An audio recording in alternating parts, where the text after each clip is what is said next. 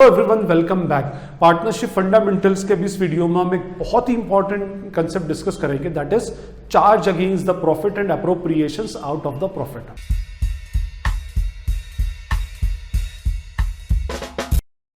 इस वीडियो को स्टार्ट करने से पहले मैं आपको एक डिस्क्लेमर दे दूं कि अगर आपने इससे पहले के वीडियोस ना देखे हो, स्पेशली कौन से interest on capital and role of partners in partnership firm, तो वो जरूर एक बार देख लें, जिससे इसका बैकग्राउंड एक्चुअली आपका क्रिएट हो जाए और आपको ये जो लेक्चर है ये बहुत इजीली समझ आए। ठीक है, मैंने आपको बताया था कि एक पार्टनर जो होता है वो 4 रोल प्ले करता है पार्टनरशिप फर्म में। रोल ऑफ अ पार्टनर, तो रोल्स कौन कौन से होंगे उसमें? First role, he is a capital provider.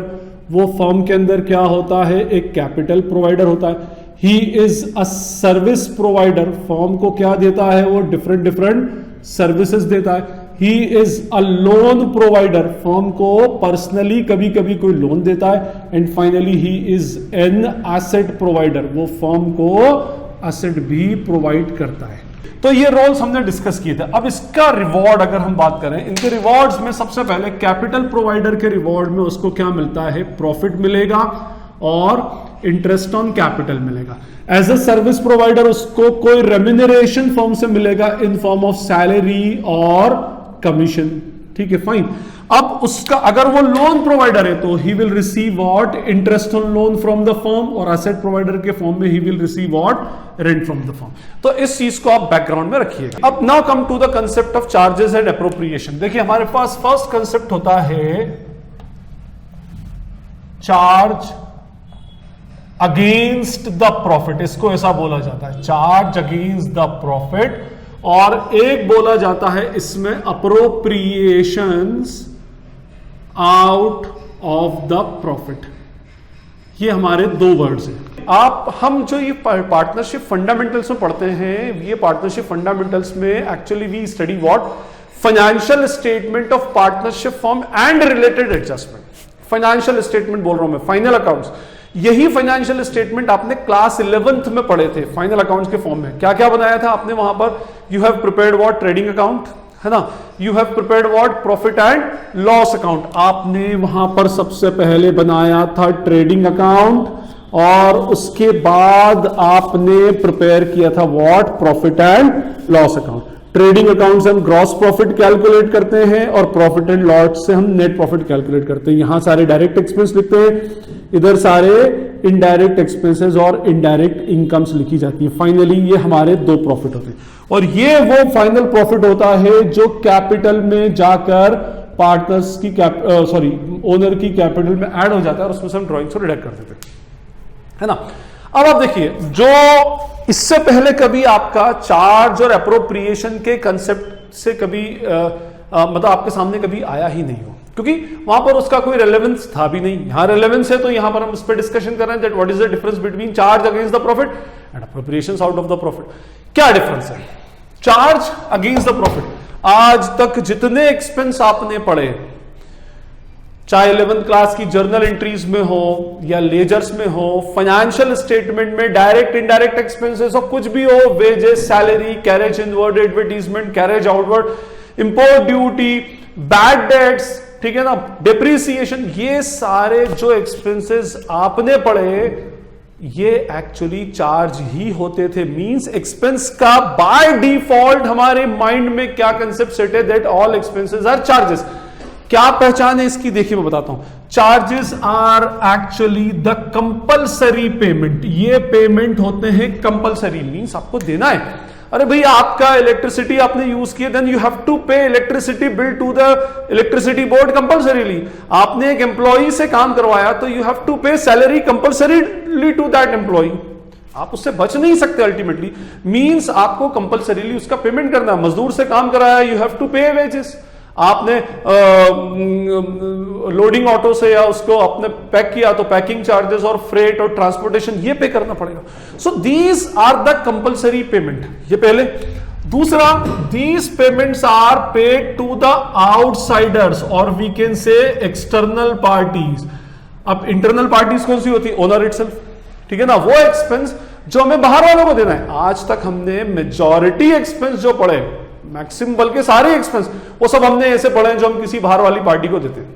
Salary बाहर की पार्टी को, इंटरनेट बिल बाहर की पार्टी को, टेलीफोन बिल बाहर की पार्टी को, कोई थर्ड पार्टी जो हमें सर्विस प्रोवाइड कर रही है, whatever payment we are paying to them against their services, those are called charges. ठीक है। और एक बात और, ये चार्जेस जो होते हैं ये अगेंस्ट द प्रॉफिट बनते हैं, प्रॉफिट के अगेंस्ट। इन एक्सपेंसेस को आपको पे करना पड़ेगा।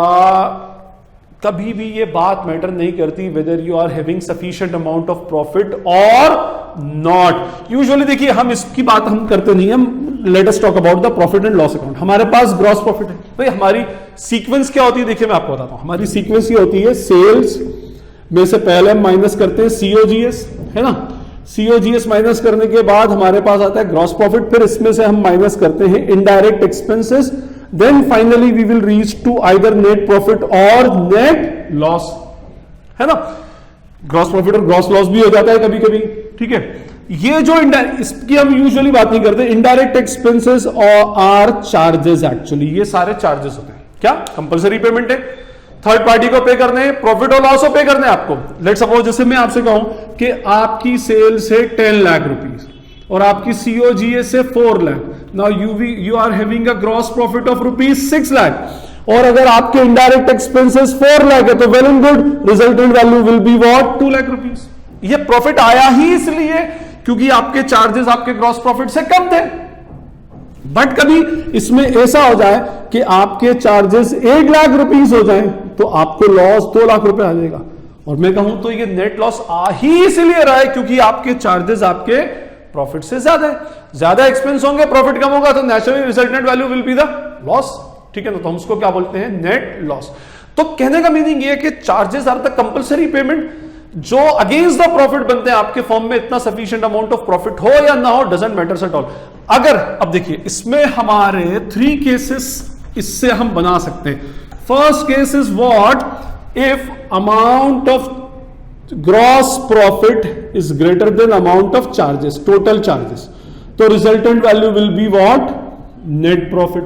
और सेकंड होता है if amount of gross profit is less than the value of total charges, resultant value will be the net loss. ये क्या हो जाएगा, आपका नेट लॉस हो जाएगा। और कभी दोनों इक्वल होगा तो नो प्रॉफिट नो लॉस। ये 2 केसेस हमारे क्रिएट हुए। अब मूव करते हैं towards the concept of appropriation. ये बोला जाता है कि भाई अप्रोप्रिएशंस, यहां पर वर्ड यूज क्या है, out of the profit. Out of the profit का मीनिंग होता है प्रॉफिट में से।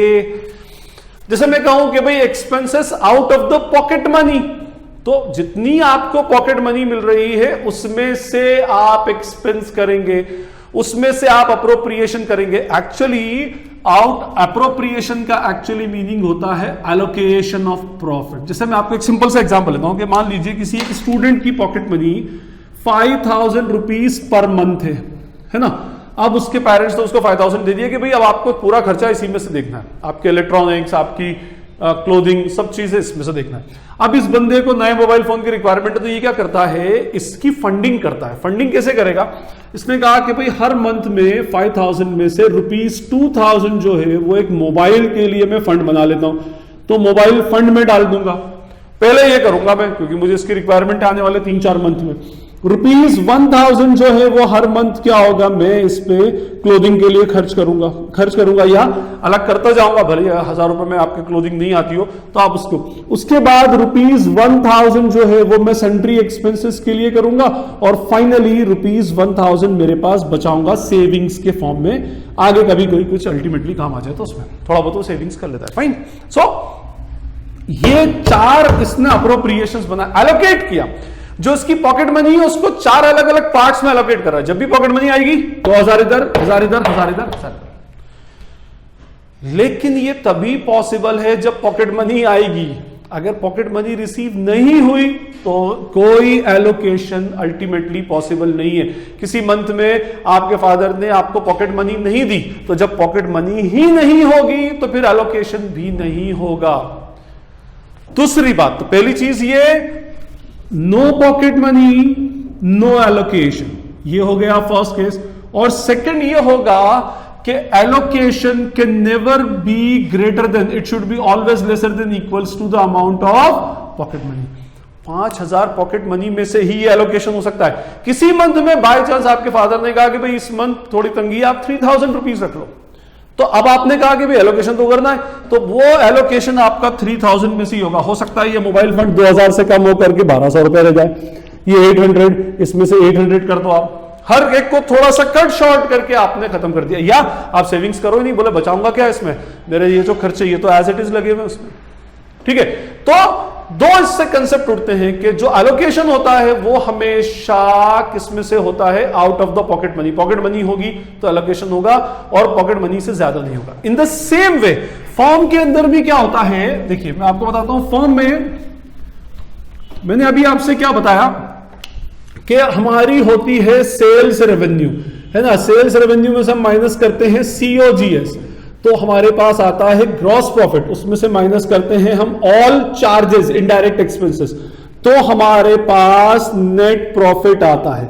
वैसे तो इस नेट प्रॉफिट पर अल्टीमेट राइट किसका होता है, ओनर का, लेकिन पार्टनरशिप फॉर्म में ओनर के अलावा भी बहुत सारे रोल प्ले करते ही रहे, capital provider, service provider, loan provider और एसेट प्रोवाइडर। और जब वो कैपिटल भी प्रोवाइड करते हैं तो वो बोलते हैं हमें कैपिटल पर, वैसे तो actual reward of capital is what profit, वो बोलते हैं कि नहीं हमें कैपिटल पर प्रॉफिट के अलावा we need what IOC also, just for justification purpose. Interest on capital के कंसेप्ट का एक प्रीवियस वीडियो है, आप उसको देख लें तो आपको उसका कंसेप्ट IOC क्यों दिया जाता है ये कंसेप्ट क्लियर हो जाएगा, जस्टिफिकेशन पर्पस के लिए, किसी ने ज्यादा किसी ने कम। तो वो बोलते हैं कि पहले इसकी सीक्वेंस क्या होगी, वो बोलते हैं कि भाई हमने कैपिटल लगाई है तो इस कैपिटल पर पहले हमें IOC दे दो, है ना, और जो हम फर्म के लिए मेहनत कर रहे हैं हमें उसमें से सैलरी दे दो, और उसके बाद जो बचे फिर उसको हम प्रॉफिट में डिस्ट्रीब्यूट कर लेंगे। जैसे मैं आपको एग्जांपल लेता हूं, लेट सपोज कि यहां पर 3 पार्टनर्स हैं A, B और C। अब यहां पर इसने 15 लाख रुपीस की कैपिटल इन्वेस्ट की है, इसने 5 लाख की और इसने 5 लाख की। प्रॉफिट शेयरिंग रेशियो इज 1:1:1, है ना। तो अब देखिए, देखा जाए तो A के साथ तो जस्टिफिकेशन हो ही नहीं रहा, इसकी कैपिटल इन दोनों की इंडिविजुअल कैपिटल से 3 टाइम्स है, 5 इसकी 3 टाइम्स 15 लाख, बट इसका प्रॉफिट जो है वो सेम है। हो सकता है कि ये एक्टिवली पार्टिसिपेट नहीं करता हूं, बट कैपिटल तो इन्वेस्ट की ना, कैपिटल का इंट्रोडक्शन एक ऐसा कंट्रीब्यूशन है जिसको आप भूल नहीं सकते। कैपिटल नहीं करता तो ये फॉर्म छोटे लेवल पर स्टार्ट होती है या शायद बिजनेस स्टार्ट हो ही नहीं पाता। तो इसने कहा कि भाई देखो, कैपिटल इन्वेस्ट करने के बाद भी ये श्योरिटी नहीं है कि प्रॉफिट होगा या नहीं, क्योंकि reward of capital is what, profit loss भी हो सकता है ना। तो इसके लिए जस्टिफिकेशन के लिए इसको दिल में ख्याल आया कि भाई इससे बेटर है मैं 10 लाख रुपए क्या करूं, कहीं पर FD कर देता हूं, वहां से मुझे एक फिक्स रिटर्न मिलेगा। तो फर्म बोलती है कि भाई नहीं, हम आपको एक फिक्स रिटर्न देंगे, 10% इंटरेस्ट ऑन कैपिटल, ठीक है। तो इसने 15 लाख लगाया तो इसकी IOC हो जाएगी 1.5 लाख, इसका IOC 50,000, इसका IOC 50,000। Higher the capital higher will be the IOC, है ना। बिसाइड्स सैलरी के फॉर्म में भाई BC ने कहा कि मैं दिन भर वर्क करता हूं तो मुझे 1 लाख रुपीस सैलरी दी जाए पर एनम, ठीक है भाई। B ने कहा कि मैं सेल्समैन का काम करता हूं तो मुझे 1 लाख रुपीस कमीशन दिया जाए, ठीक है, इसको कमीशन भी दे देते हैं। तो अल्टीमेटली ये दिया जा रहा है, लेकिन हम इनसे बोलेंगे कि देखो ये सब तुम्हें दिया जाएगा, बट आफ्टर ऑल आपका ओरिजिनल स्टेटस क्या है, ओनर का है ना। हम आपको ये सारे एक्सपेंस पे तो कर सकते हैं, लेकिन प्रॉफिट आने के बाद, जैसे अगर आप यहां पर सेल्समैन का वर्क कर रहे हो तो आप फर्म के एम्प्लॉय नहीं हो, actually you are the owner of the firm. जैसे मैं कहूं कि C के अलावा एक मिस्टर P नाम का एम्प्लॉय भी है, उसको भी 1 लाख रुपए सैलरी देते हो। अब दोनों के काम की नौयत सेम है, मींस दोनों का स्टेटस सेम है, दोनों का वर्किंग स्टेटस सेम है, दोनों की सैलरी सेम है, बट स्टेटस में, ओनरशिप स्टेटस में फर्क है। ये क्या है, फर्म का एम्प्लॉई है और ये फर्म का ओनर है। ये अपनी सर्विसेज प्रोवाइड कर रहा है। Person can not be an owner and an employee at the same time, ठीक है। तो ये ओनर है और ये एम्प्लॉई है, इसको तो सैलरी कंपल्सरीली देना ही पड़ेगी। यहां पर हम बोल सकते हैं कि भाई आप ओनर हो, प्रॉफिट जब भी आएगा तो पहले मेहनत के अकॉर्डिंग प्रॉफिट सबको दिया जाएगा। कैसी मेहनत, कि भाई चलो तुम्हारी IOC का कंट्रीब्यूशन तो पहले उस प्रॉफिट में से हम ये IOC दे देंगे, फिर आपकी सैलरी दे देंगे। अब अगर कुछ बच गया तो फिर हम उसको प्रॉफिट, एज अ प्रॉफिट हम पार्टनर्स आपस में डिस्ट्रीब्यूट कर लेंगे। तो जब भी कभी प्रॉफिट आएगा फर्म का नेट प्रॉफिट सारे कंपलसरी पेमेंट्स के बाद, अब इस प्रॉफिट का एलोकेशन अलग अलग होगा। कैसे? इसमें से आईओसी माइनस होगी, पार्टनर की सैलरी माइनस होगी, और जो फाइनली बचेगा that is called NDP, net divisible profit, और ये प्रॉफिट डिस्ट्रीब्यूट होगा between the partners in their agreed ratio. तो अप्रोप्रिएशंस क्या? Appropriations are nothing but these are the allocations of profit. आपके प्रॉफिट को अलग अलग एलोकेट करना, प्रॉफिट होगा तो ही होगा। जैसे मैं आपको इसमें एक एग्जांपल लेता हूं। लेट सपोज मैं आपको 3 केसेस लेके चलता हूं। फर्स्ट केस अगर हम ले इसमें केस 1 कि आपका फर्स्ट केस में ग्रॉस प्रॉफिट है फर्म का 10 लाख रुपीस, ठीक है। अब इसमें से आपके चार्जेस जो हैं, चार्जेस आर रुपीज 4 लाख, तो आपके पास क्या, मैं इसको लेता हूं 3 लाख, है ना। आपके पास नेट प्रॉफिट बचा 7 लाख। अब इस 7 लाख का नेट प्रॉफिट है और इसके चार्जेस कितने हैं? 1,50,000, ये हो गया 2,50,000, ये 3,50,000 और मान लो इसको 50,000 कर देते हैं तो ये 50,000, तो इसको चलो 1 लाख ही रहने दें, तो ये हो जाएगा 1 लाख, तो total resultant value will B 4,50,000। अब आप देखेंगे कि 4.5 लाख रुपए के टोटल अप्रोप्रिएशन से अवेलेबल प्रॉफिट 7 लाख है। हमारे पास प्रॉफिट इतना है, वही पॉकेट मनी का फंडा, आपके पास pocket money more than sufficient है, आपके पास प्रॉफिट मोर देन सफिशिएंट है, इतना प्रॉफिट है कि आप सारे अप्रोप्रिएशंस को पे कर सकते हो। तो आपने सारे अप्रोप्रिएशंस को कौन कौन से, आईओसी प्लस सैलरी दोनों को एक साथ पे कर दिया, कितना, 4.5 लाख रुपए, है ना। ये 4 लाख कर ले, इसको 6 लाख, तो हमारे पास कितना बचा, 1.5 लाख रुपए का नेट डिविजिबल प्रॉफिट बचा। Now this net divisible profit will be distributed between the partners in their profit sharing ratio. ये प्रॉफिट के फॉर्म में डिस्ट्रीब्यूट होगा, कितना, ए, बी और सी को। ए को एनडीपी मिलेगा डिवाइडेड बाय 3, तो 50,000 to A, 50,000 to B, 50,000 to C, ये प्रॉफिट डिस्ट्रीब्यूट होगा। लेकिन एक्चुअली इतना प्रॉफिट ही नहीं होता, ये भी तो प्रॉफिट का ही पार्ट है ना। लेकिन इसमें जिस बंदे ने जितना कंट्रीब्यूशन दिया था फर्म को, उसके अकॉर्डिंग उसको मिला है। तो जैसे मैं कहूं आईओसी, तो इसको आईओसी कितना मिला, 1.5 लाख, इसको कितना मिला 50, और इसको कितना मिला 50। इसको सैलरी एंड कमीशन, इसको 1 लाख की सैलरी दी, इसको 1 लाख की सैलरी दी। मींस अगर मैं इसका टोटल करूं तो दिस विल बिकम 2 लाख, ये कितना हो गया, ये भी 2 लाख हो गया, और ultimately this will also become 2 lakh rupees. Coincidentally अभी तो सेम ही आ रहा है। तो तीनों पार्टनर्स को 2 लाख 2 लाख 2 लाख मिल गया। अदरवाइज यहां लग क्या रहा था इसमें कि प्रॉफिट से 50-50-50 है, लेकिन इसकी कैपिटल ज्यादा थी तो इसको प्रॉफिट एक्चुअली ज्यादा मिल गया। तो कहने का मीनिंग है कि प्रॉफिट में से पहले हम क्या करते हैं, पार्टनर्स को उनके कंट्रीब्यूशन के अकॉर्डिंग पेमेंट करते हैं, उसी प्रॉफिट में से, आउट ऑफ द प्रॉफिट, है ना। अच्छा, कल को अगर ऐसा हो जाए कि भाई आपका लेट सपोज ग्रॉस प्रॉफिट आया मान लो 3 लाख रुपीस, 2,50,000 रुपीस, है ना, और उसमें से आपने चार्जेस तो कंपलसरी है 4 लाख माइनस किए, now you have a loss of rupees 1,50,000। अब जब लॉस ही आ गया, मैंने क्या कहा था, no pocket money no allocation, तो यहां पर तो उल्टा हमारा बिजनेस में लॉस आ रहा है। तो हम ये बोलेंगे भाई कि देखो अब ये बिजनेस में लॉस हुआ, तो इस केस में we are not going to pay any appropriation to any partner. वो तब था जब हमारे पास प्रॉफिट होता है। क्यों? क्योंकि हमारा कंसेप्ट क्या है, it should be out of the profit, profit ही नहीं तो no allocation will be there. तो क्या करेंगे, no appropriation will be paid. Now this 1,50,000 will be distributed between the partners in their agreed ratio 1:1:1। ठीक, तो फर्स्ट केस जिसमें हमारा नेट प्रॉफिट ज्यादा था, अप्रोप्रिएशन कम था, हमने बहुत कंफर्टेबल होकर अप्रोप्रिएशन पे किया। सेकंड केस जिसमें हमारे पास नेट लॉस था, तो we have paid no amount of appropriation. Now the third case, let suppose हम मान लें इसमें कि हमारे पास 6,50,000 रुपीज का अल्टीमेटली क्या है, ग्रॉस प्रॉफिट है ना। इसमें से हमने 4 लाख रुपीस के चार्जेस माइनस किए, now we have a net profit of 1,50,000। Net profit 1,50,000 है और हमारे अप्रोप्रिएशन 4.5 लाख है ना। हम इसमें से 4.5 लाख माइनस करेंगे तो 3 लाख का लॉस आ जाएगा। लॉस भी अल्टीमेटली पार्टनर्स को डिस्ट्रीब्यूट होगा।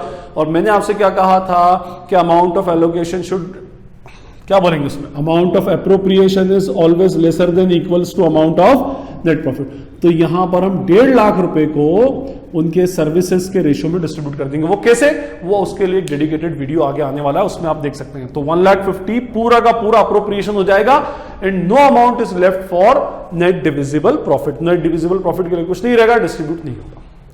तो amount of appropriation is always lesser than और equals to the amount of available profit.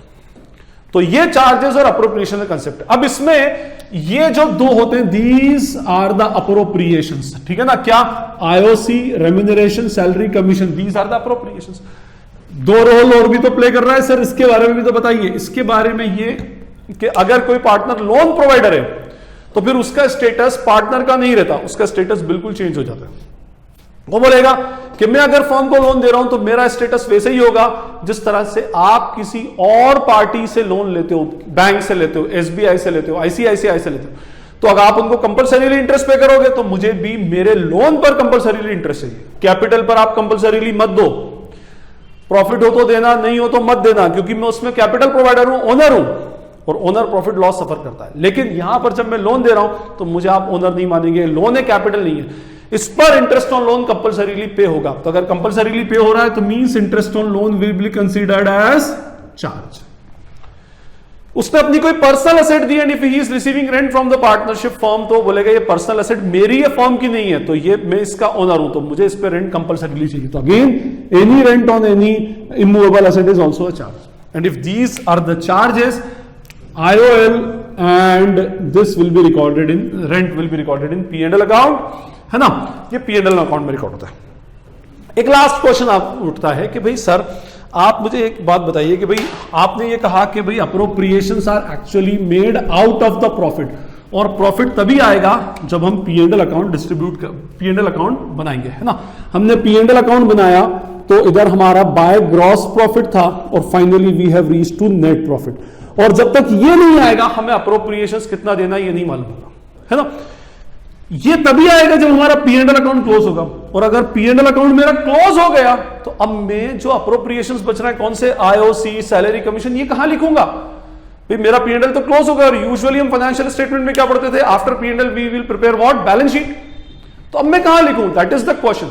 तो इसके लिए for recording all appropriations a special account is open, that is called P&L appropriation account. फिर ये net profit इधर brought down होगा और फिर इसमें सारे अप्रोप्रिएशंस वन बाय वन लिखे जाएंगे, ठीक है। तो ये एक स्पेशल अकाउंट है। ये स्पेशल अकाउंट का वीडियो नेक्स्ट वीडियो के अंदर आप देखेंगे, व्हाट इज P&L अप्रोप्रिएशन और कौन कौन सी एंट्रीज उस P&L अप्रोप्रिएशन में रिकॉर्ड होती है और उसका फॉर्मेट एक्चुअली क्या है, ठीक है। तो एक्चुअली यहां पर चार्ज अगेंस्ट द प्रॉफिट और appropriation out of the profit का कंसेप्ट बना ही इसलिए क्योंकि एक ही पार्टनर फर्म के लिए डिफरेंट डिफरेंट रोल्स प्ले करता है।